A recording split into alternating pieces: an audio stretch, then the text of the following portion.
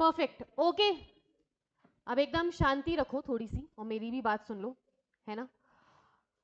सबसे पहले तो ये कि जितने भी पुराने बच्चे यहाँ पर बैठे हैं उन सबको पता है कि वो क्यों बैठे हैं, क्योंकि कोर्स बहुत ज्यादा बदल गया है। पहले का अगर आप कोर्स देखोगे तो आपके जो पेपर नंबर 4 था, कौन सा पेपर नंबर, उसका पूरा नाम हुआ करता था इकोनॉमिक्स एंड बीसीके, जिसमें 2 हिस्से हुआ करते थे बेटा, एक इकोनॉमिक्स और एक business and commercial knowledge. Okay, अभी इस अटेम्प्ट से, आने वाले अटेम्प्ट से आप सबको पता है कि हमारा कोर्स चेंज हो गया है। उसके अंदर जो कंप्लीट पार्ट है उसमें से बीसीके को रिमूव कर दिया है और इकोनॉमिक्स का कोर्स बढ़ा दिया है। ठीक है, तो पहली बार कोई सुने तो बोलेंगे कि भाई क्या चेंज हुआ है, अरे बीसीके हट गया, बहुत ही अच्छी बात है। कुछ हटना तो कोर्स में से मतलब हमारे जिंदगी में सबसे अच्छी बात होती है, लेकिन आईसीआई वाले हमें खुश रहने दे सकते हैं क्या? उनसे हमारी खुशी कभी जिंदगी में बर्दाश्त नहीं होती बेटा। अब तुम्हें पता चल रहा है, जब तुम इंटर में आओगे तुम्हें और पता चलेगा, फाइनल में तो पूरा एहसास ही हो जाएगा कि भाई ये हमें जिंदगी में खुश नहीं रहने दे सकते, है ना। तो इसीलिए उन्होंने क्या किया, what they did actually, they removed BCK, but उससे भी भारी पोर्शन एक इन्होंने इकोनॉमिक्स में क्या कर डाला, ऐड कर दिया। So there were few chapters which were in inter economics, okay, आपके आईपीसीसी इंटर इकोनॉमिक्स में थे, जो कि कहां शिफ्ट कर दिए उन्होंने, फाउंडेशन में शिफ्ट कर दिए। क्यों कर दिए मैम? इंटर का कोर्स फाउंडेशन में लाने का क्या मतलब है? देखो, बहुत पहले के जमाने में जब हम कभी एग्जाम दिया करते थे उस टाइम पर सब कुछ ऑब्जेक्टिव टाइप हुआ करता था। कैसे हुआ करता था? हाँ, तो सारे पेपर ऑब्जेक्टिव टाइप थे, सारे के सारे। फिर इन्होंने धीरे धीरे क्या किया, सब्जेक्टिव करना स्टार्ट किया। उसका रीजन क्या है सब्जेक्टिव करने का? मेजर रीजन क्या डाला उन्होंने कि भाई बच्चे हमको जो चाहिए ना, क्रीम बच्चे छांटने हैं, क्योंकि ऑब्जेक्टिव टाइप के पेपर होते हैं चारों के चारों, तो बहुत सारे बच्चे पास हो रहे थे, तो उन्होंने सब्जेक्टिव किया कुछ को। ओके, अभी कुछ सब्जेक्टिव करके भी इनका ऐसे मन भरा नहीं, तो इन्होंने अब क्या किया कि इस बार जब कोर्स चेंज किया तो इजी पोर्शन जो था वो तो रिमूव कर दिया, बीसीके रिमूव कर दिया, बीसीआर रिमूव कर दिया, और उसकी जगह थोड़ा सा इंटर का कोर्स भी ऐड कर दिया। लेकिन अब जो भी इनका करिकुलम है अपने को तो वो पढ़ना ही है अल्टीमेटली। अब मैं तुम्हें क्या पढ़ाने आई हूँ मैम? बीसीके तो हट गया, तो अब अल्टीमेटली आप क्या पढ़ाने आए हो ये तो बताओ आप। मैं क्यों आई हूँ? देखो, आपके इकोनॉमिक्स के 2 हिस्से हैं, 2 हिस्से नहीं है एक्चुअली, हमने वो 2 हिस्से कर लिए है तो पूरी इकोनॉमिक्स एक ही, लेकिन फिर भी अगर आप उसका नेचर और पैटर्न देखोगे ना इकोनॉमिक्स की बुक का, आपके पास मॉड्यूल है क्या सबके पास? इधर किसके पास मॉड्यूल नहीं है? क्यों नहीं है? अरे ये दुख तो खत्म नहीं होता, ये बुक्स आती ही नहीं है, एग्जाम आ जाते हैं, कोई बात नहीं। देखो, अगर आप मॉड्यूल में से या कहीं से भी अगर आप पैटर्न देखते हो ना तो आपको समझ में आएगा कि जो इकोनॉमिक्स में पहले चैप्टर्स थे वो ऑलरेडी हैं, जो नए चैप्टर्स ऐड हुए हैं, जैसे कि एक बहुत भारी चैप्टर तुम्हारे ऐड हुआ है, नेशनल इनकम। ठीक है, ओके, वो पढ़ेंगे। आपने 12th में कुछ बच्चों ने पढ़ा होगा नेशनल इनकम, जिसके पास इकोनॉमिक्स थी, क्या कुछ याद है कि उसमें क्या घटना घटती थी? हाँ, क्या किस किस के पास इकोनॉमिक्स थी 12th में? तो रूबरू तो तुम होंगे उससे, ठीक है, ओके। वो एक ऐड किया है। उसके बाद इन्होंने चैप्टर ऐड किया है पब्लिक फाइनेंस करके।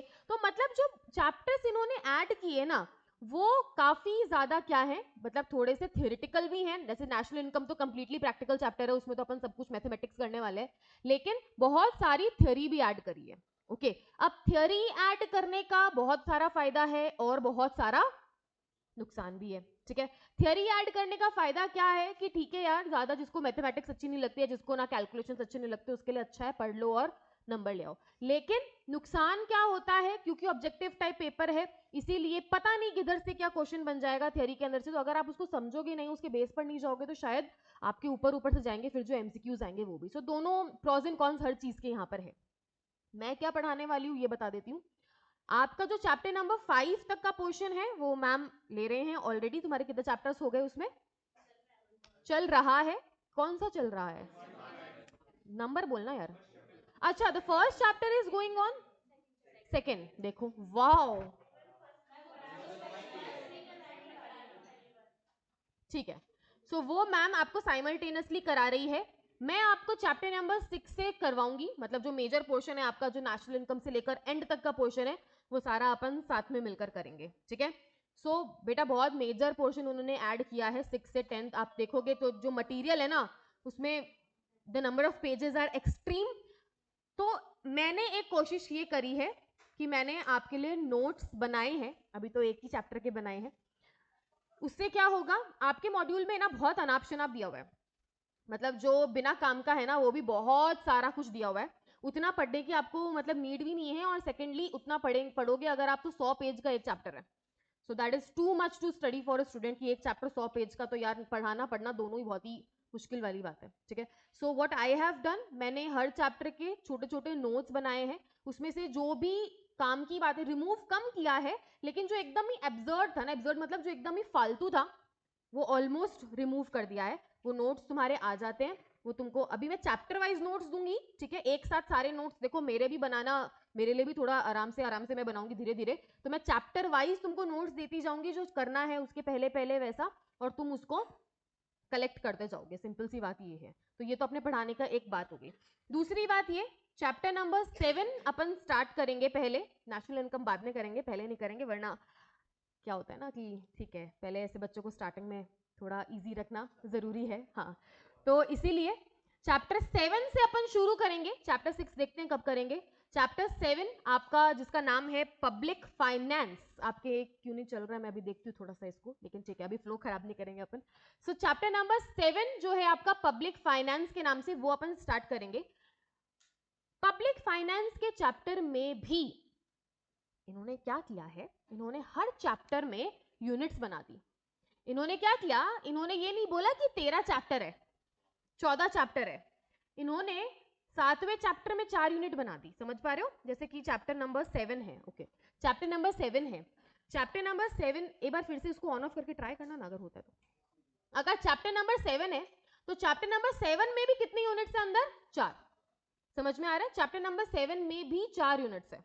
सो एक तरह से उसमें 4 चैप्टर्स ही हो गए अगर अपन इन शॉर्ट देखते हैं तो, पर इन्होंने वैसा कहा नहीं है, पर इन शॉर्ट वैसा ही काम है, ओके। अगर आप उसको एक चैप्टर देखोगे तो लगेगा बाप रे 100 पेज का चैप्टर है मैम, एक दिन में टेस्ट कैसे दूं, ये कैसे करूं, वो कैसे करूं, पढ़ूं कैसे, ये सब तुम्हारा चालू रहेगा, ठीक है। अगर तुम उसको 4 चैप्टर मान के चलोगे, 4 यूनिट को, तुम्हारे लिए पढ़ना आसान रहेगा, सारा दिमाग का खेल है बेटा, उसको 4 चैप्टर मान के चलो, जैसे जैसे एक एक यूनिट खत्म होती जाएगी तुम्हें लगेगा एक एक चैप्टर हो गया, और 15-20 पेज का एक चैप्टर रहेगा, पढ़ना इजी रहेगा, दिमाग शांत रहेगा, अच्छे से काम करेगा। सो उसमें भी यूनिट्स है, जैसे चैप्टर 8 में भी यूनिट्स है, चैप्टर 9 में भी यूनिट्स है, ओके। सो डेफिनेटली आज अपन चालू क्या करेंगे, हाँ, पब्लिक फाइनेंस अपन स्टार्ट करेंगे, उसकी भी यूनिट नंबर, हाँ, पहले तो मैं ये बताऊंगी कि आपके चैप्टर नंबर 7 पब्लिक फाइनेंस में टोटल क्या क्या सामान है, उसमें से यूनिट 1 में क्या है वो बताऊंगी, और फिर वो अपन पढ़ना स्टार्ट करेंगे, ये महाशय चालू हो जाए तो, ओके। बेटा वो मैंने किया था ना, अभी भी वर्क नहीं कर रहा, अभी भी हो गया था ना ऑन तो, लेकिन अब फिर से वो डिस्ट्रैक्ट हो रहा है, पता नहीं क्यों।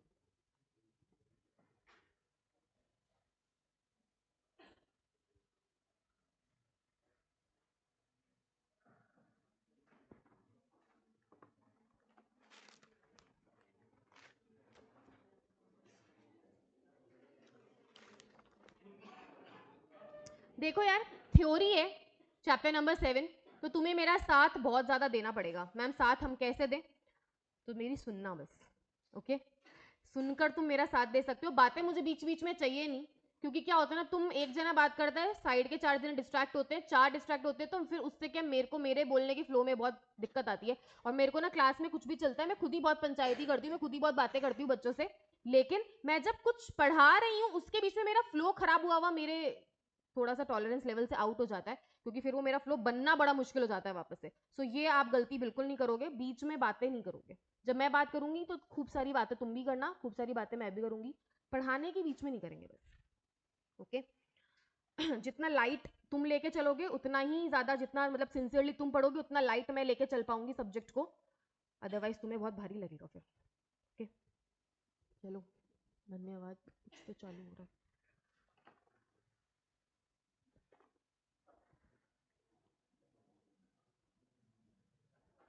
देखो भाई, चैप्टर नंबर 7 में क्या क्या है, चैप्टर नंबर 7 का नाम क्या है,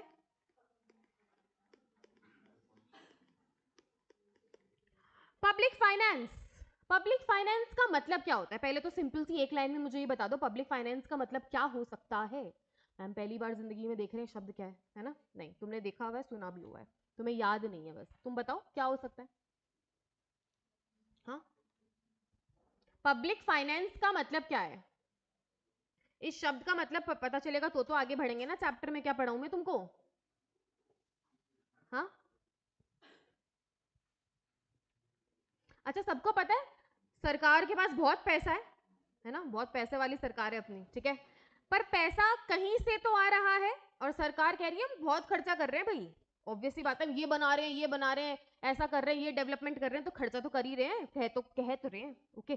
तो बेसिकली पब्लिक फाइनेंस का मतलब क्या होता है कि गवर्नमेंट का पैसा आ कहां से रहा है और जा कहां रहा है, इस चीज की जब आप स्टडी करते हो, इस चीज को एनालाइज करते हो, उसे क्या कहते हैं हम, पब्लिक फाइनेंस। तो अगर एक लाइन में मैं बात करती हूँ तो basically how the government raises the fund and how the government do the expenditure, इस बात का एनालिसिस क्या कहलाता है, पब्लिक फाइनेंस। बात समझ में आ रही है, how the government raise the fund and how the government expend, मतलब उसको खर्चा कैसे करते हैं और रेज कैसे करते हैं, इस बात को क्या बोला जाता है, पब्लिक फाइनेंस। तो ये बहुत बड़ा मुद्दा है, क्यों, ये आपको पूरे चैप्टर के दौरान पता चलेगा। देखो इन शॉर्ट बात करते हैं, पहले ये देखते हैं इस चैप्टर में क्या क्या सीखने वाले हो तुम लोग, ओके। तो मैं थोड़ा थोड़ा आपको यहाँ लिखकर भी बता सकती हूँ कि क्या क्या सीखने वाले हो तुम लोग। तो बेसिकली पहला जो टॉपिक रहेगा यहाँ पे वो रहेगा हमारा role of government in economic system. हमारे यहाँ का जो अर्थव्यवस्था है, इकोनॉमिक सिस्टम है, उसमें गवर्नमेंट का रोल क्या रहेगा। उसके बाद जो आपका नेक्स्ट रहेगा वो रहेगा सेंटर एंड स्टेट फाइनेंस करके एक टॉपिक रहेगा। सेंट्रल गवर्नमेंट, स्टेट गवर्नमेंट आपको पता है ना क्या होता है, तो उनके बारे में हम इसमें बातें करेंगे कि कैसे वो एक दूसरे की सहायता करते हैं या कैसे उनका एक्सपेंडिचर, कैसा उनका फाइनेंस सिस्टम स्टैब्लिश होता है। उसके बाद हम एक टॉपिक पर बात करेंगे जिसका नाम है मार्केट फेलियर, ठीक है, इस टॉपिक पर हम डिटेल में चर्चा करेंगे। फिर हम बात करेंगे different reasons of market failure की, कि भाई मार्केट फेल क्यों होता है, मार्केट फेलियर का मतलब क्या होता है बेसिकली, अगर मैं हल्का सा तुम्हें आइडिया दूं, किसी को पता है मार्केट फेलियर का क्या मतलब होता है? हुँ? नहीं नहीं नहीं, दैट इज नॉट, मतलब तुम मंदी आ जाना टाइप बोल रहे हो ना, मार्केट फेलियर वैसा नहीं होता है। मार्केट फेलियर का मतलब है, देखो जितने गुड्स जो बनने चाहिए वो ना बनना, जो जितना बनना चाहिए उस क्वांटिटी में ना बनना, प्रॉपर एलोकेशन ना होना, ये सब मार्केट फेलियर की निशानियां होती है, ओके। अब मार्केट फेलियर क्यों होता है वो भी आप लोग पढ़ोगे।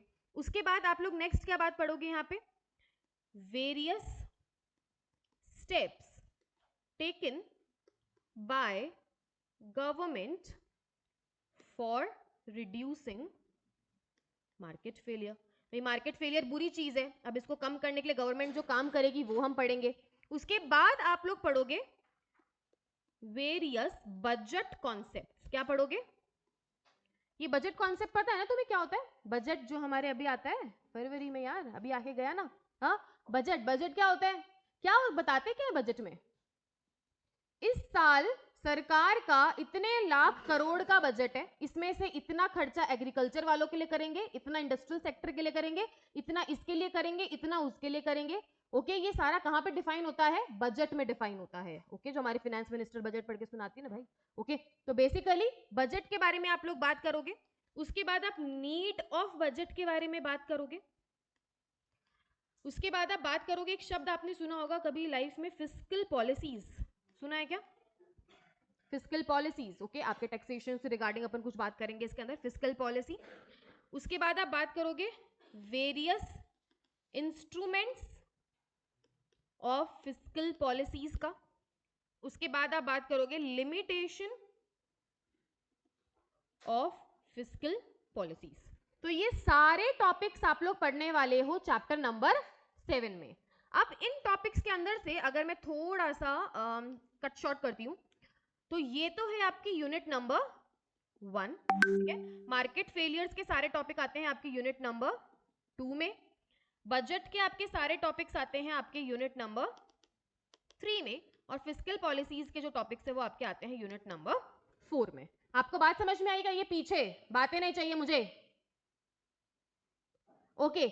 सो बेसिकली चैप्टर नंबर 7 के अंदर 4 यूनिट है और उन चारों यूनिट के टॉपिक्स मैंने आपको बता दिया। अगर आप चैप्टर 7 देखते हो तो उसमें ये सारे टॉपिक है और यूनिट वाइज डिवाइड करते हो, तो मैंने उसको यूनिट वाइज भी ऑलमोस्ट डिवाइड कर दिया है। क्या आपको थोड़ा सा पैटर्न समझ में आ रहा है कि इस बुक का पैटर्न क्या है, इस चैप्टर का पैटर्न क्या है? आप एक साथ देखोगे बेटा बहुत अजीब सा लगेगा, इसलिए पहले पैटर्न डिफाइन करना जरूरी है, ओके। अब ये 4 यूनिट्स है, इनके अंदर ये बातें डेफिनेट सी बात है। सबसे पहले कौन सी यूनिट चालू करेंगे, unit number 1, okay. So unit number okay so आपके सामने है चैप्टर नंबर 7 की unit number 1 fiscal functions and state and centre finance. ठीक है, ये आपके यूनिट नंबर 1 है। इसमें बातें क्या करेंगे, चलो अपन बातें चालू करते हैं। देखो भाई, introduction. The government of all nations have important economic functions even where market constitute the basic resource allocation mechanism। एक एक शब्द समझते हुए चलेंगे। देखो क्या बोलता है ये चैप्टर का इंट्रोडक्शन, इसमें बताया क्या जा रहा है। The government of all Nations, all Nations का मतलब है दुनिया में चाहे कोई सा भी देश हो, कितनी भी सरकारें हो, ठीक है। The government of all nation have some important economic function. Economic function का मतलब क्या होता है बेटा, the functions which are perform to smoothly run the economy. किसी भी देश की इकोनॉमी को स्मूथली रन करने के लिए बहुत सारे फंक्शंस परफॉर्म करने पड़ते हैं। किसको परफॉर्म करने पड़ते हैं, गवर्नमेंट को परफॉर्म करने पड़ते हैं। चाहे इंडियन गवर्नमेंट हो या कहीं और की सरकार हो, उस देश के इकोनॉमिक फंक्शंस को स्मूथली रन करने के लिए उन्हें बहुत सारी चीजें करनी पड़ती है। उसके बाद even where market constitute the basic resource allocation mechanism. Market का मतलब क्या है यहां पर, प्राइवेट प्रोड्यूसर्स। क्या मतलब है, देखो सबको पता है कि आज के टाइम पर प्राइवेट प्रोड्यूसर्स कितना ज्यादा आउटपुट प्रोड्यूस कर रहे हैं, कितनी सारी चीजों में प्राइवेट प्रोड्यूसर्स ही क्या कर रहे हैं, पार्टिसिपेट कर रहे हैं। लेकिन ये लाइन क्या कहना चाह रही है कि किसी देश में चाहे कितने भी प्राइवेट प्रोड्यूसर्स हो, चाहे कितना भी बड़ा मार्केट हो, चाहे कितना भी रिसोर्स एलोकेशन प्राइवेट प्रोड्यूसर्स कर रहे हो, लेकिन फिर भी सरकार का रोल कम नहीं होता। उनको उस देश की इकोनॉमी को स्मूथ रन करवाने के लिए इंटरवेन या फिर इंटरफेयर करना ही पड़ता है। अब बात होती है मैम ये बेसिक रिसोर्स एलोकेशन मैकेनिज्म क्या होता है। पूरे चैप्टर में आप जो चीज पढ़ने वाले हो वो है आपका रिसोर्स एलोकेशन। ठीक है, रिसोर्स एलोकेशन का मतलब देखो मैं छोटा सा आपको एक्सप्लेन करने की कोशिश करती हूँ। हमारे यहाँ पर या कहीं पर भी all over the world resources क्या है, स्केर्स है, ओके, लिमिटेड है। हमारी इच्छाएं तो क्या है ना, अपने खुद की मन में झांक कर देखो, ऐसे समाएंगी नहीं इच्छा, इतनी इच्छाएं तुम्हारी, ओके। सो हमारी इच्छाएं क्या है, वांट्स क्या है, अनलिमिटेड है, लेकिन हमारे पास अल्टीमेटली रिसोर्सेज क्या है, बहुत लिमिटेड है।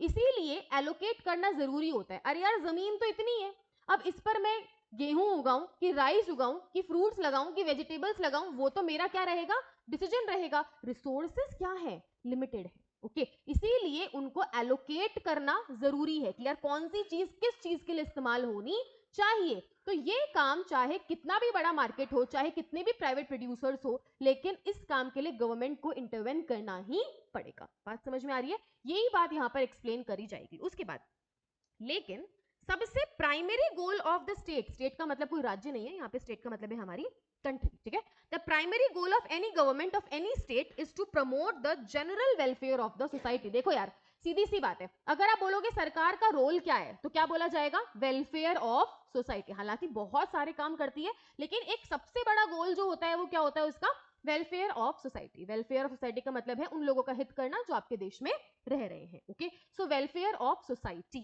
तो यहां पर क्या बोला गया है कि चाहे पूरे दुनिया में कितने भी गवर्नमेंट्स हो, वो सब लोग अपने इकोनॉमी को स्मूथ रन करवाने में क्या करती है, हेल्प करती है, लेकिन फिर भी उनका प्राइमरी गोल क्या रहता है, सोशल वेलफेयर ही रहेगा, ओके। उसके बाद government at various levels. Various level का मतलब है चाहे सेंट्रल लेवल की गवर्नमेंट हो या फिर स्टेट लेवल की गवर्नमेंट हो।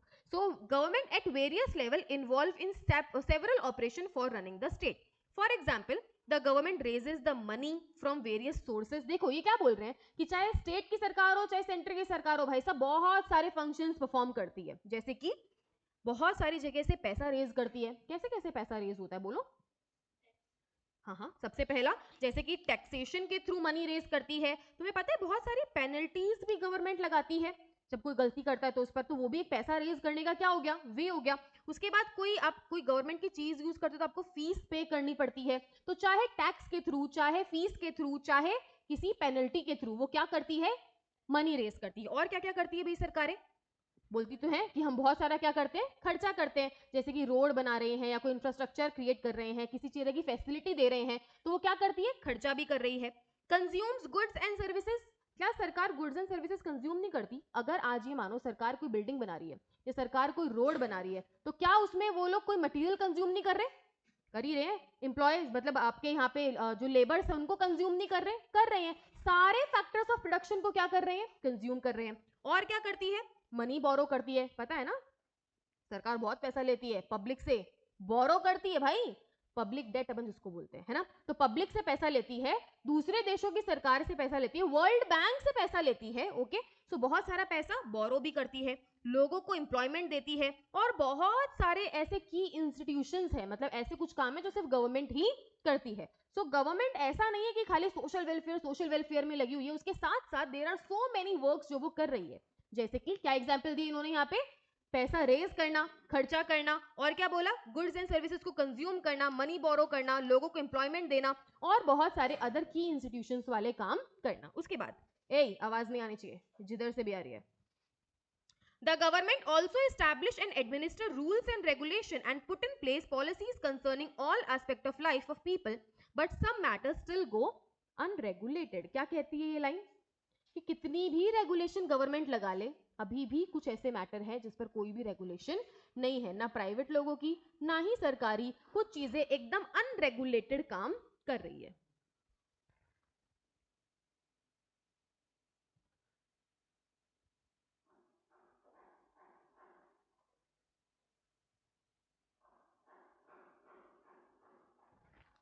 Okay. For a variety of reason, we believe that government should accomplish some activity and should not do others. इसीलिए क्या बोला गया है कि गवर्नमेंट को कुछ काम करने चाहिए और शायद कुछ काम अभी भी वो नहीं कर पा रही है। सो बेसिकली इस इंट्रोडक्शन में इन्होंने क्या बताया है कि आपके यहाँ पे रिसोर्सेज क्या है, बहुत ही लिमिटेड है, और उनका एलोकेशन प्रॉपर होना जरूरी है। प्राइवेट लोग बहुत सारा काम कर रहे हैं, लेकिन गवर्नमेंट का इंटरवेंशन हर जगह से क्या है, इंपॉर्टेंट है। गवर्नमेंट सोशल वेलफेयर के साथ और बहुत सारे ऐसे काम है जो परफॉर्म कर रही है। जैसे सबसे बड़ी चीज जो आप यहाँ पर पढ़ोगे वो क्या है, गवर्नमेंट पैसा रेज कर रही है, पैसा एक्सपेंड कर रही है, खर्चा कर रही है, और भी बहुत सारी बातें जो यहाँ पर दी हुई है। So it is doing many kind of works. उसके बाद ये माइक्रो इकोनॉमिक मैक्रो इकोनॉमिक्स पता है क्या तुमको? क्या होती है बताना, मुझे नहीं पता।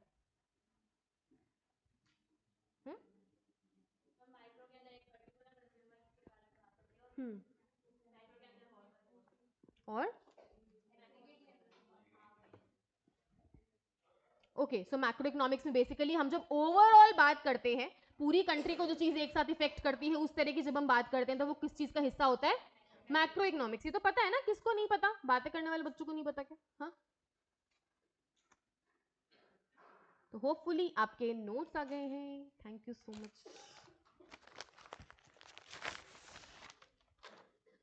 बिना शोर के सबके पास अगले 10 सेकंड में पहुंच जाने चाहिए।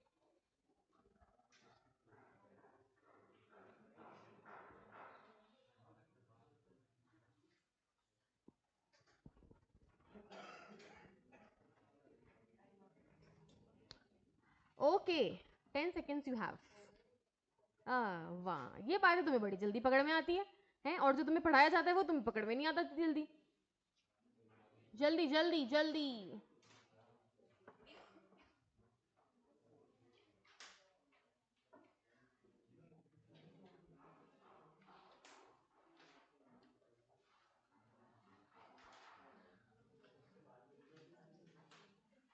बाद में निहार लेना, पास करते जाओ फटाफट।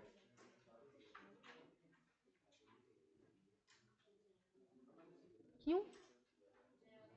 वाह, ये दोस्ती अभी निभा लेंगे सारी, अभी बच्चों के पास पहुंचने दो सबके पास।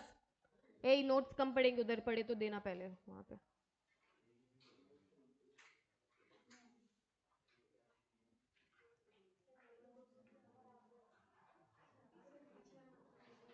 हाँ हाँ, यूनिट 1 को छोटी नहीं है, छोटा किया गया है।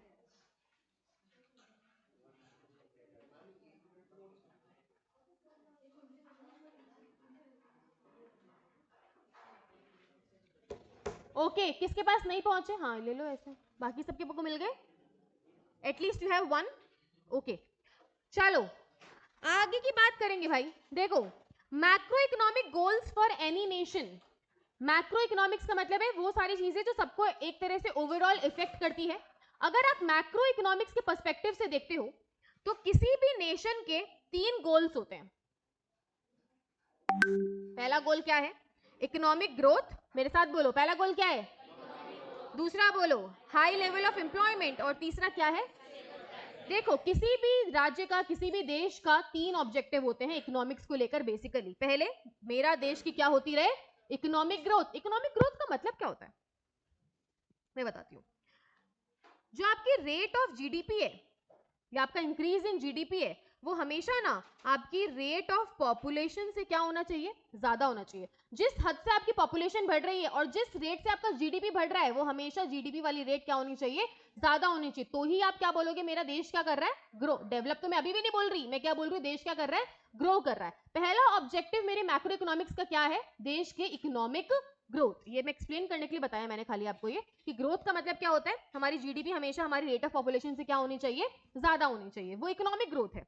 ओके, दूसरा गोल क्या होता है किसी भी देश के इकोनॉमिक्स का, वो है भाई हाई लेवल ऑफ एम्प्लॉयमेंट। देखो यार, सीधी सी बात है, हाई लेवल ऑफ एम्प्लॉयमेंट का क्या मतलब है, जितनी ज्यादा देखो जीडीपी होगी ना, इसका मतलब उतने ही ज्यादा क्या बन रहे हैं देश में, प्रोडक्ट और सर्विसेज। अरे जीडीपी की डेफिनेशन क्या होती है, all the goods and services which are produced in a country for a specific period of time. Okay, तो जितनी ज्यादा जीडीपी है, इसका मतलब उतना ही ज्यादा क्या बन रहा है, आउटपुट बन रहा है। और जितना ज्यादा आउटपुट बन रहा है, इसका मतलब उतनी ही ज्यादा लोगों को क्या हो रही है, इनकम हो रही है। और जितनी ज्यादा आपकी इनकम होगी, उतना ही ज्यादा आपका, इसका मतलब एम्प्लॉयमेंट तो है ना देश के अंदर, तो ही ऐसा काम हो रहा है। और कोई भी देश नहीं चाहता कि वहां पर क्या हो, अनएम्प्लॉयमेंट हो, बेरोजगारी हो। बेरोजगारी को तो हर आदमी क्या करना चाहता है, कम ही करना चाहता है। तो दूसरा टारगेट क्या है मेरे इकोनॉमिक्स का, हाई लेवल ऑफ एम्प्लॉयमेंट होना। और तीसरा हमेशा क्या रहेगा, stable price level. Stable price level का मतलब है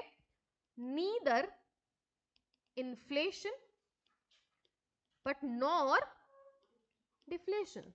अति में महंगाई का बढ़ना और अति में कम हो जाना प्राइसेस का, ये दोनों ही काम मुझे पसंद नहीं है। किसी भी इकोनॉमिक्स को, किसी भी इकोनॉमी को पसंद नहीं आते। सो तीसरा ऑब्जेक्टिव क्या है आपके मैक्रो इकोनॉमिक्स का, स्टेबल प्राइसेस। कि कुछ ऐसा किया जाए कि कुछ गवर्नमेंट ऐसे फंक्शंस निभाए जिससे इकोनॉमी क्या करे, ग्रो करे, जिससे एम्प्लॉयमेंट लेवल क्या हो, हाई हो। और तीसरा जिससे प्राइस लेवल क्या हो, हाई हो या कम हो, स्टेबल हो, मॉडरेट हो, ना इन्फ्लेशन ना डिफ्लेशन। बात समझ में आ रही है। तो ये कुछ मैक्रो इकोनॉमिक गोल्स थे रखे। क्या याद हो गए क्या, पहला टॉपिक याद करने के लिए यही है, अभी तक तो मैं इस बात ही कर रही थी। बोलो हाँ, 3 कौन से गोल्स हैं, अरे ऑब्जेक्टिव टाइप लगेगा ना पेपर यार अपना। हाँ, economic growth, high level of employment और तीसरा परफेक्ट। ओके, ये 3 गोल्स आपके मैक्रो इकोनॉमिक्स के दिए हुए हैं। चौथा आपको कोई सा भी अदर ऐड करके दिया जा सकता है, या फिर आपको किसी भी तरह से एमसीक्यू घुमा सकते हैं वो लोग, तो आपको पता होना चाहिए। उसके बाद देखो, the government does not expect the economy to function automatically, rather it इंटरवेन्स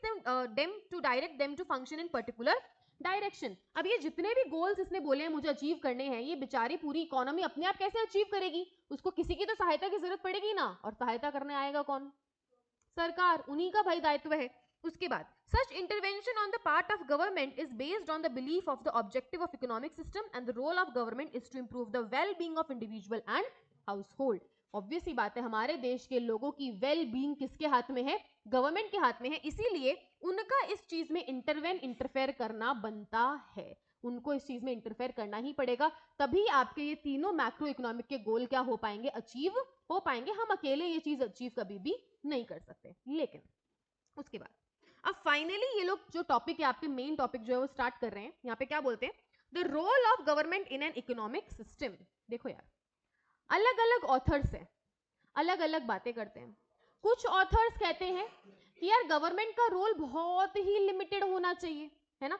समझो जैसे जहां पर ना आपकी कैपिटलिस्ट इकोनॉमी जहां चलती है, वहां तो बात ही यही है कि गवर्नमेंट का रोल सिर्फ क्या है, लॉ और ऑर्डर मेंटेन करो, बाकी जो सारा काम है वो कौन संभालेगा, प्राइवेट लोग संभालेंगे। लेकिन जहां सोशलिस्ट इकोनॉमी वो बोलते हैं भाई सब कुछ कौन संभालेगा, सरकार ही। और हमारे जैसे लोग क्या बोलते हैं, भाई थोड़ा सरकार का काम भी चाहिए, थोड़ा प्राइवेट काम भी चाहिए। सो अलग अलग ऑथर्स अलग अलग टाइप की बातें करते हैं। आपको यहां पर बताया जाएगा एक आइडियल, ओके, एक अच्छी इकोनॉमी में गवर्नमेंट का इकोनॉमिक सिस्टम में कितना रोल होना चाहिए और क्या रोल होना चाहिए। यार बहुत इंटरफेरेंस होना चाहिए कि कम होना चाहिए कि होना ही नहीं चाहिए, ये सारी बातें आपको यहां पर बताई जाएगी। समझ में आ रहा है ना, बताया क्या जाएगा इस टॉपिक के अंदर। ओके देखो यार, the basic economic problem of scarcity arises from the fact that wants are unlimited and the resources of any societies are limited. ये बात मैंने अभी शुरू में ही तुम्हें कह दी थी कि जो सबसे बड़ी इकोनॉमिक प्रॉब्लम है, अरे यार इतना चैप्टर तुमको पढ़ा क्यों रहे हैं ये, कि गवर्नमेंट का ये रोल होगा, वो रोल होगा, होगा कि नहीं होगा, क्योंकि कोई दिक्कत है, दिक्कत को सॉल्व करने के लिए क्या ढूंढा जाता है, सोल्यूशन ढूंढा जाता है।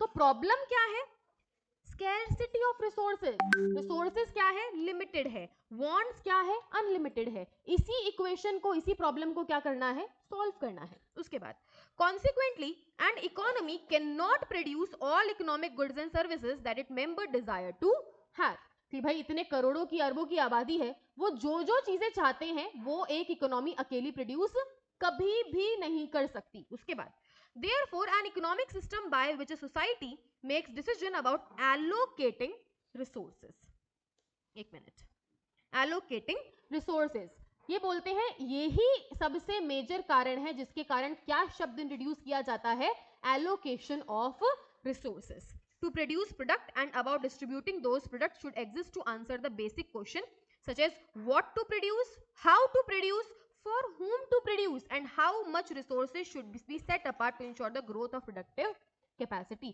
तो कुछ क्वेश्चंस है हमारे पास, क्या है वो, क्या बनाऊं, कितना बनाऊं, कैसे बनाऊं, किसके लिए बनाऊं और कितना चीजों को साइड में छोड़ दूं कि भाई ये तो आगे के लिए यूज आने वाली है। ये सारे क्वेश्चन के आंसर कहां मिलेंगे आपको, रिसोर्स एलोकेशन में मिलेंगे कि यार कैसे रिसोर्सेज को एलोकेट किया जाना चाहिए।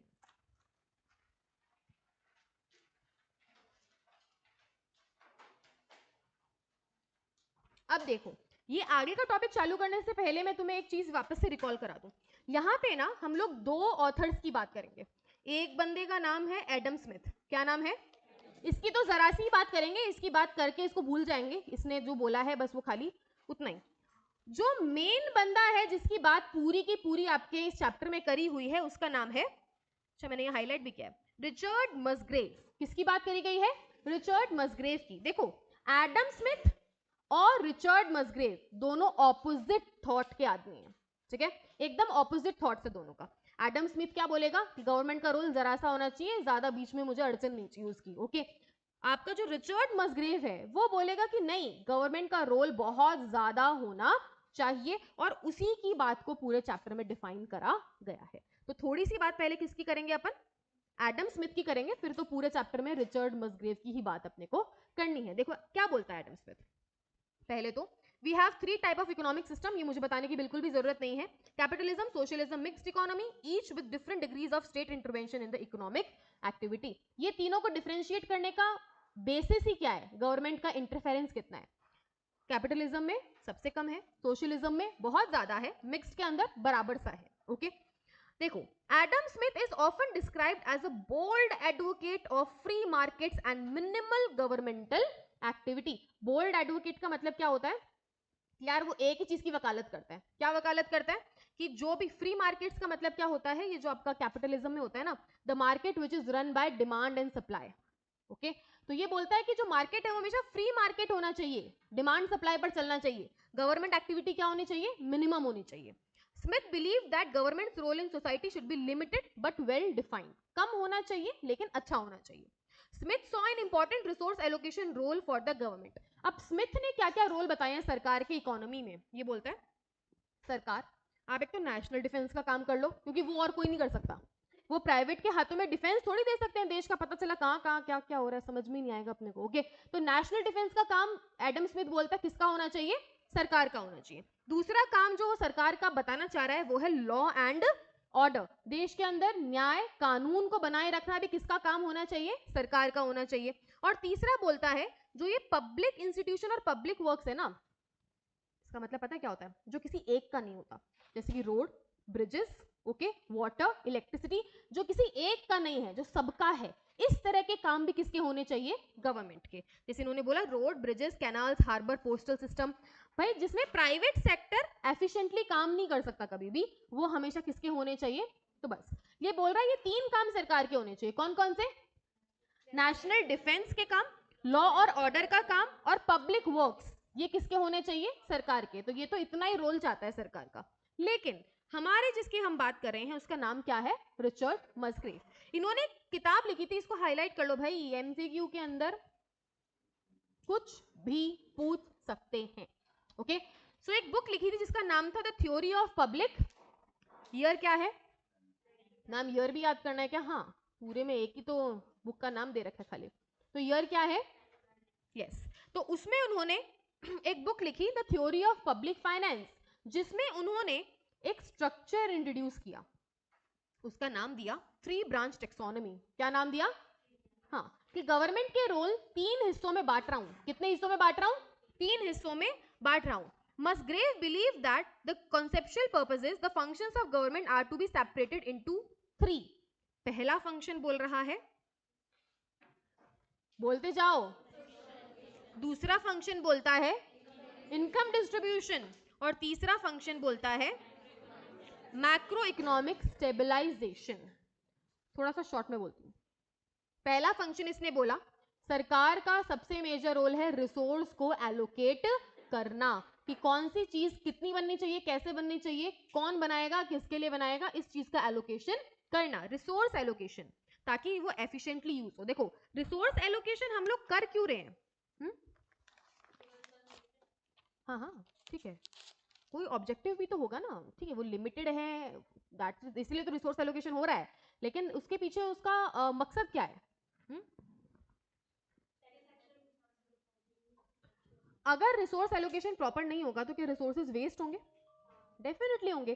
तो आप इसके आगे ये लिख सकते हो कि रिसोर्स एलोकेशन के आगे आप लिख सकते हो that in such a way that resources are not wasted, कि रिसोर्स एलोकेशन इस तरह से करना है ताकि जो रिसोर्सेज है वो क्या नहीं हो, wasted, so that resources are not wasted. दूसरा फंक्शन जो साहब बता रहे हैं वो है इनकम रीडिस्ट्रीब्यूशन।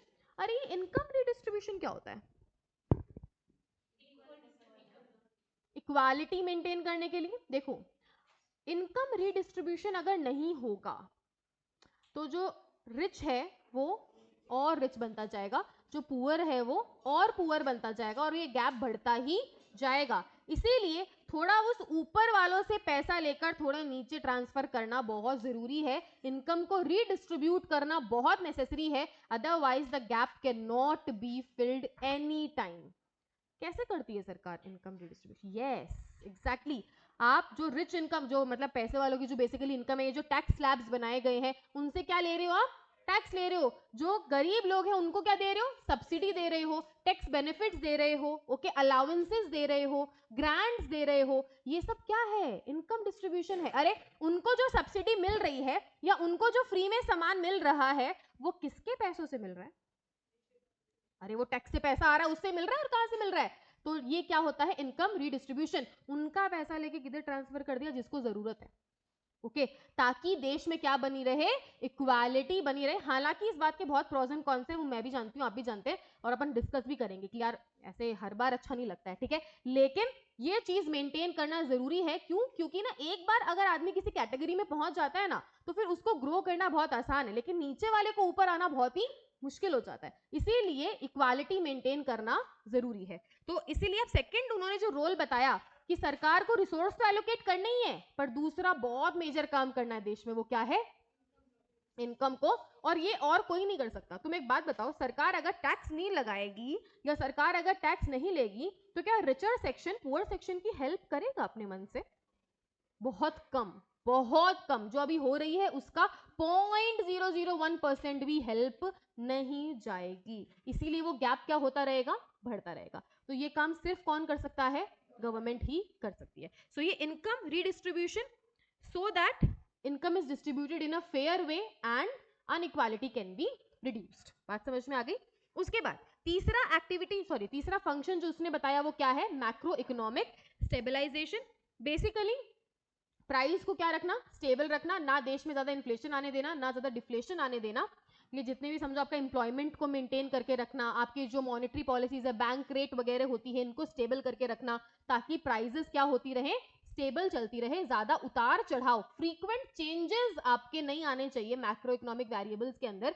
ये कौन इंश्योर कर सकता है? सिर्फ और सिर्फ सरकार ही इंश्योर कर सकती है। पता है क्यों? क्योंकि ना कभी भी प्राइवेट सेक्टर काम करेगा ना, चाहे कितना भी अच्छा काम कर रहा हो, कितना भी धांसू मतलब वो कुछ प्रोजेक्ट लेकर आ रहे हो, लेकिन वो प्रॉफिट मोटिव से ही काम करेगा। वो ऑब्वियस सी बात है यार, उसका पर्सनल बिजनेस है, वो कैसे वेलफेयर के लिए काम करेगा, तो उसका मोटिव हमेशा क्या रहेगा, प्रॉफिट मोटिव ही रहेगा। उसको इन चीजों से कोई मतलब नहीं है भाई, रिसोर्स एलोकेट हो रहे हैं कि नहीं हो रहे, ठीक से इनकम रिडिस्ट्रीब्यूट हो रही कि नहीं हो रही, प्राइजेस ऊपर जा रही तो ऊपर से, नीचे जा रही तो नीचे से, उसका क्या होना चाहिए, प्रॉफिट होना चाहिए। तो इसीलिए ये तीनों एक्टिविटीज सिर्फ कौन कर सकता है, सरकार ही कर सकती है। तो मसग्रेव कहते हैं सरकार का रोल सिर्फ ऊपर बताया गया इतना सा नहीं है, इसका तो बहुत बड़ा रोल है। पहला रोल बोलो, हाँ बोलते जाओ, और तीसरा, अब आपके जो चैप्टर है, जो पहला यूनिट का पहला पार्ट है, आपका जो फंक्शंस दिए हुए हैं उसमें 3 रोल बताए गए हैं और इन्हीं तीनों रोल्स को क्या किया गया है, डिफाइन किया गया। पहला टॉपिक जो आप पढ़ोगे वो है रिसोर्स एलोकेशन, दूसरा टॉपिक आप देखो उसमें दिया हुआ है इनकम रिडिस्ट्रीब्यूशन, और तीसरा टॉपिक दिया हुआ है stabilisation, price stabilisation, okay, macro economic stabilisation. फिर सेंटर और स्टेट फाइनेंस के टॉपिक पे जंप करेंगे। ये बस सिर्फ 3 ही टॉपिक है जो तुम्हें समझने हैं। वाओ, जो मैम अभी तक आप क्या समझा रहे थे हमें। देखो मुझे ऐसा लगता है खाली ना मेरे सब्जेक्ट की बात नहीं है, चाहे जब मैं ऑडिट पढ़ाती हूँ, चाहे जब मैं बीसीके पढ़ाती थी, या चाहे जब ये पढ़ा रहे हैं, मुझे हमेशा ऐसा लगता है किसी भी चीज को समझने के लिए ना उसका बेस बनाना बहुत ज्यादा इंपॉर्टेंट होता है। क्योंकि अगर आप बेस पे नहीं खड़े ना, आप नींव पे नहीं खड़े, तो हल्का सा अर्थक्वेक आते ही वो बिल्डिंग क्या हो जाएगी, गिर जाएगी। और अगर आपका बेस और नींव स्ट्रांग होती है ना, तो चाहे कितना भी हैवी अर्थक्वेक आए वो बिल्डिंग गिरती नहीं है। इन द सेम वे अगर आपके बेसिक स्ट्रांग होते हैं ना किसी भी सब्जेक्ट के, आइदर इट इज प्रैक्टिकल और थ्योरी, तो चाहे कैसा भी क्वेश्चन आ रहा है घुमा के फिरा के, आपका दिमाग हिलेगा नहीं। आपका दिमाग ऐसे नहीं कहेगा अरे ये क्या है, ये तो मैंने देखा ही नहीं, ये तो बुक में था ही नहीं, ये लाइन तो आज तक पढ़ी नहीं। क्यों? क्योंकि आपके बेसिक स्ट्रांग है। ओके, अगर आपके बेसिक्स अच्छे नहीं रहेंगे तो वो आपको हल्का सा इस लाइन को ना उल्टा करके भी दे देंगे ना, आपका दिमाग खराब हो जाएगा, बोलेंगे यार ये क्या है यार, ये तो कभी देखा हुआ ही नहीं है। ये फर्क होता है आपके किसी भी चीज के बेसिक्स अच्छे होने का। इसीलिए ऑलवेज ट्राई कि हम सुने, आपके बेसिक्स सिर्फ सुनने से अच्छे होते हैं, ये बात आप गांठ बांध लो। अगर आपने फर्स्ट स्टेप पे नहीं सुना है ना बेटा, आप उसको कितनी भी बार पढ़ लो, वो चीज रट्टाफिकेशन कहलाती है ना। और रट्टाफिकेशन की नींव हमेशा ऐसी ही होती है कि यार हल्का सा भी उल्टा सीधा क्वेश्चन पूछ लिया तो बच्चा गया। हर किसी क्वेश्चन का आंसर वो ही दे सकता है जिसको, अब किसी को रिसोर्स एलोकेशन का मतलब ही नहीं पता, तो वो किसी भी एक्स्ट्रा क्वेश्चन का आंसर कभी दे ही नहीं सकता। वो जितना पीछे बताया गया एमसीक्यू में वो उतना ही बता सकता है खाली। पर जिसको पता है रिसोर्स एलोकेशन हो क्यों रहा है, रिसोर्स एलोकेशन क्यों हो रहा है, क्योंकि हमारी वांट्स क्या है, अनलिमिटेड है, रिसोर्सेज क्या है, स्केर्स है। The reason we should know. बात समझ में आ रही है? ओके कैसी कैसी बातें कर रहे हो आप।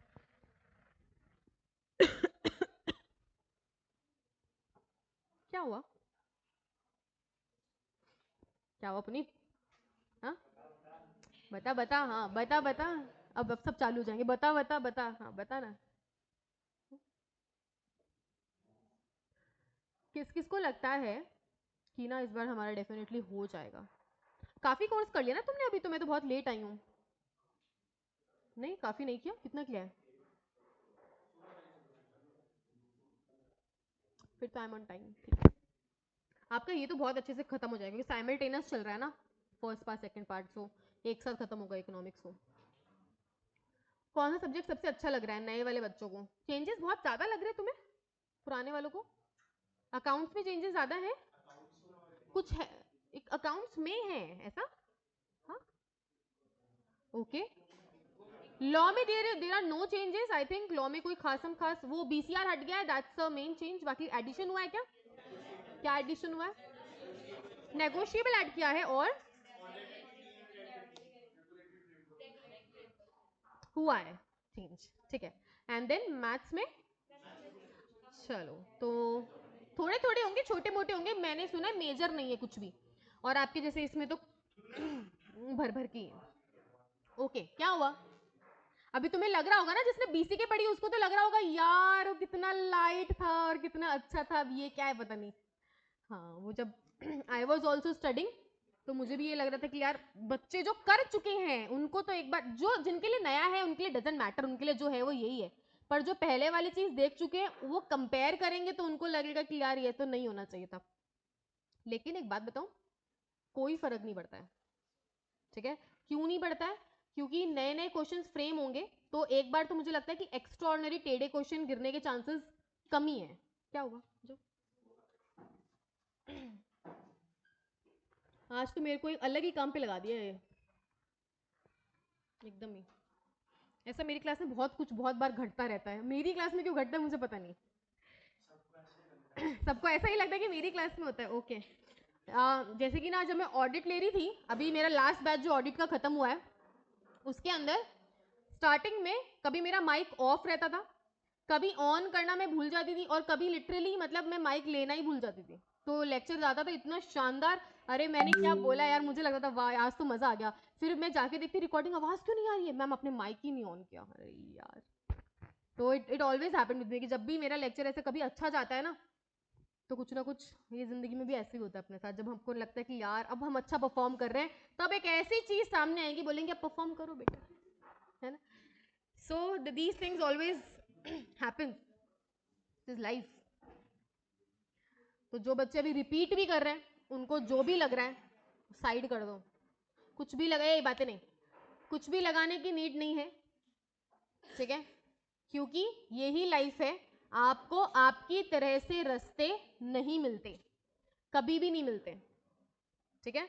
आप जो चाहते हो वो नहीं होता है, आप जो चाह रहे हो वो होना कैसे है ये आप थोड़ा उसका पाथ डिसाइड कर सकते हो, लेकिन आप जो चाहते हो वो उसी समय हो जाए जब आप चाहते हो, ऐसा नहीं। आप चाहते हो आप पास हो, आप जरूर होगे, लेकिन अभी जो ऑब्स्टेकल आपकी लाइफ में आया है उसे एक छोटा सा ऑब्स्टेकल ही समझो, उसको पूरी लाइफ में समझो कि यार हमारे साथ तो ये हो गया, ऊपर से कोर्स और चेंज हो गया। बताओ आज तक ऐसा नहीं हुआ किसी अटेम्प्ट में बच्चे फेल होते हुए तो सुने, पर कोर्स ही बदल जाए। हमारे साथ ही ऐसा क्यों हुआ, इस क्वेश्चन का आंसर पूरी लाइफ आपको नहीं मिलेगा कि हमारे साथ ही ऐसा क्यों हुआ। हाँ, मतलब हम इतने बड़े हो गए तो भी हम आज तक कितनी चीजों के बारे में सोचते हैं मेरे साथ ऐसा क्यों हो रहा है, बट आज तक कोई आंसर नहीं मिला उस बात का। सो इस बात का कोई आंसर है ही नहीं बेटा, है ही नहीं, हमारे साथ ही ऐसा क्यों होता है। बस ठीक है, कर्मा। चलो, अभी तक बस नोट्स हैं। कितने पेजेस के नोट्स आए हैं देखना, बिकॉज मैंने जो टाइप करके भेजा था लग तो मुझे एग्जैक्टली वही रहा है। 15 इंटू 2 आगे पीछे। चलो फटाफट पढ़ेंगे। द एलोकेशन फंक्शन बहुत इजी सा फंक्शन है, डिस्ट्रीब्यूशन और उसमें और थोड़ा तुमको लगेगा ये तो बहुत ही इजी है। देखो, resource allocation refers to the way in which available resources और factors of production are allocated among the various users to which they might be put. इसमें दो बातें, देखो सबसे पहले तो ये एक जमीन है, ओके, ये जमीन पर मैं क्या बनाऊं, फाइन, क्या बना सकती हूँ, मतलब इसका मतलब मेरे को दो चीजें बनानी है, एक है मुझे वीट ग्रो करना है, एक है मुझे राइस ग्रो करना है, या फिर ये बकवास है, एक है मुझे फ्रूट्स ग्रो करने हैं और एक है मुझे वेजिटेबल ग्रो करनी है, ठीक है। सो मैं कितनी जमीन पर तो फ्रूट्स ग्रो करूं और कितनी जमीन पर मैं वेजिटेबल ग्रो करूं, ये एक क्वेश्चन अराइज होता है, फाइन। दूसरा क्वेश्चन अराइज होता है कभी कभी एक रिसोर्स के ना मल्टीपल यूजेस होते हैं, मल्टीपल यूजेस होते हैं। ये लैंड ना बहुत कुछ करने के लिए काम आ सकती थी, हो सकता है ये चीजें ग्रो करने के लिए काम आ रही है, हो सकता है कोई इंडस्ट्री लगाने के काम आ रही हो, तो एक रिसोर्स को यूज करने के बहुत सारे ऑल्टरनेटिव यूजेस हो सकते हैं। तो ये दोनों ही बातें आपके रिसोर्स एलोकेशन में कवर होती है। रिसोर्स एलोकेशन का मतलब है जो अवेलेबल रिसोर्सेज हैं उनको आपको कैसे एलोकेट करना है, उनके जितने भी यूजेस हैं उनके बीच में, भाई उस रिसोर्स को कहां कहां इस्तेमाल में लिया जा सकता है उसके बीच में कैसे आपको उसको एलोकेट करना है, यही क्या कहलाता है, रिसोर्स एलोकेशन। अवेलेबल रिसोर्स क्या था यहां पर, लैंड। इस रिसोर्स में रिसोर्स एलोकेशन मैंने क्या किया कि यार 1/4 में फ्रूट्स ग्रो करने हैं, 3/4 में वेजिटेबल्स ग्रो करनी है, तो ये क्या है इसका रिसोर्स एलोकेशन। इस रिसोर्स को मैंने इस तरह से क्या कर दिया है, एलोकेट कर दिया है। It determine how much of various kind of goods and services will actually be produced in an economy। देखो, सरकार जिस एक प्रोडक्ट को या जिस सर्विस को ज्यादा प्रोड्यूस करना चाहती है या ज्यादा उसको बनाना चाहती है, उसी में वो रिसोर्स एलोकेशन क्या करेगी, ज्यादा करेगी। सरकार चाह रही है नहीं भाई फ्रूट ज्यादा उगने चाहिए, तो वो ज्यादा लैंड किसको एलोकेट करेगी, फ्रूट्स को। तो रिसोर्स एलोकेशन से एक और क्वेश्चन सॉल्व होता है, वो क्या है कि भाई मेजरली ये क्या डिटरमाइन कर रहा है कि कौन सा गुड्स कितना बनेगा। अरे यार जिसको जितना रिसोर्स एलोकेट किया जाएगा वो उतना ही बन पाएगा ना, उसको रिसोर्स ही नहीं मिला तो वो बनेगा कहां से, चाहे उसके बनने की कैपेसिटी कितनी भी हो। तो कौन सा गुड्स कितना बनना चाहिए ये भी कौन सॉल्व कर रहा है, रिसोर्स एलोकेशन सॉल्व कर रहा है। Resource allocation is a critical problem, बहुत बड़ी प्रॉब्लम है। सबसे मेजर कारण क्या है, स्केर्सिटी ऑफ रिसोर्सेज। वापस इन्होंने सेम चीज एक्सप्लेन करी है, इसका मतलब क्या है, resources are limited, wants are unlimited plus plus एक रिसोर्सेज के there can be alternative uses. पहला रीजन तो क्या है, हमारी वांट्स अनलिमिटेड है, रिसोर्सेज लिमिटेड है। दूसरा रीजन क्या है, एक चीज चार चीजों में यूज हो सकती है। कोई भी एक रिसोर्स है, उसके चार या उससे भी बहुत ज्यादा चीजों में उसका इस्तेमाल किया जा सकता है, इसलिए भी रिसोर्स एलोकेशन करना जरूरी है। देखो बेटा, खाली स्कैरसिटी के कारण रिसोर्स एलोकेट नहीं कर रहे हैं, वो तो है ही रीजन, ठीक है। सेकंड रीजन उन्होंने क्या बोला है, ऑल्टरनेटिव यूजेस। भाई इस चीज को पांच चीजों में इस्तेमाल किया जा सकता है, तो आखिर फिर इस्तेमाल करें किसमें, वो डिसाइड करना भी क्या है, रिसोर्स एलोकेशन ही है। क्या बोला मैंने, बताओ मुझे, क्या बोला मैंने? रिसोर्स एलोकेशन क्यों कर रहे हैं हम? Because there are two problems. पहली क्या है, पहली पहली स्केर्सिटी ऑफ रिसोर्सेज, क्योंकि लिमिटेड है तो हम यूज को डिवाइड तो करना ही पड़ेगा। और दूसरा ऑल्टरनेटिव यूज है हर रिसोर्स का, इसलिए भी। बात समझ में आ गई ना, ये चीज क्लियर है ना? आपको दो बातें बोल रहा है इसके अंदर। उसके बाद one of the most important function of economic system is the optimal और efficient allocation of resources so that available resources are put to their best use. ये मैंने आपको स्टार्टिंग में ही बोल दिया था जब मैंने समझाया था कि रिसोर्स एलोकेशन करी क्यों रहे, ताकि देयर आर नो वेस्टेजेस, ताकि जितने भी रिसोर्सेज हैं वो ऑप्टिमली यूज हो। ऑप्टिमली यूज का मतलब होता है वेस्टेज क्या हो, कम से कम हो, एफिशिएंटली यूज हो, इफेक्टिवली उसका यूज किया जाए।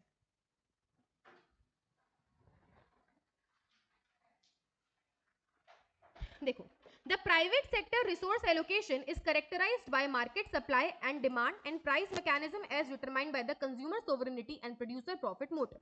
In the real world, resource allocation is determined by both market and government. देखो इन्होंने वही बात बोली जो अपन ऑलरेडी कर चुके हैं।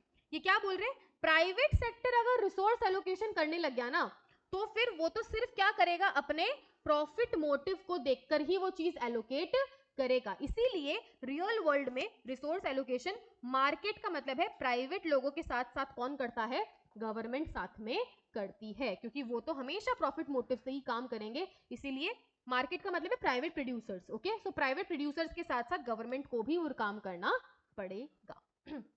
अब अगर आप मॉड्यूल में देखोगे तो ये चीज थोड़ी सी ऊपर नीचे दी हुई है, पर मैंने इसको क्वेश्चन आंसर के फॉर्म में यहाँ पर थोड़ा सा करने का ट्राई किया। देखो, सबसे पहले तो एक डेफिनेशन आपको मैंने यहाँ पे पढ़ानी है।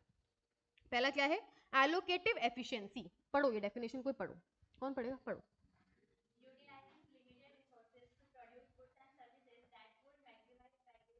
तो सबसे पहले तो इस शब्द का मतलब क्या है, एलोकेटिव एफिशिएंसी का मतलब है लिमिटेड रिसोर्सेज को कुछ इस तरह से यूज करना कि वो ज्यादा से ज्यादा क्या दे सके, वैल्यू दे सके। ओके, बात समझ में आ रही है? जैसे अगर मैं समझो एग्जांपल लेती हूँ, है ना, ये वही सेम लैंड वाला एग्जांपल है।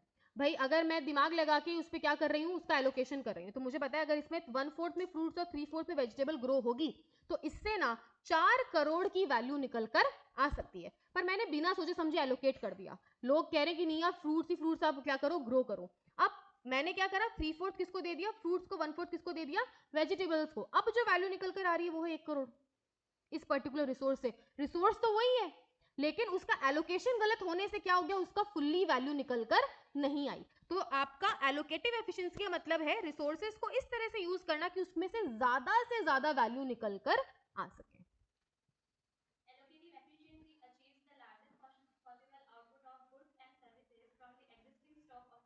सेम बात है, वो की वो बात बोल रहा है, ठीक है। उसके बाद सबसे बड़ा क्वेश्चन जो अराइज होता है वो क्या है,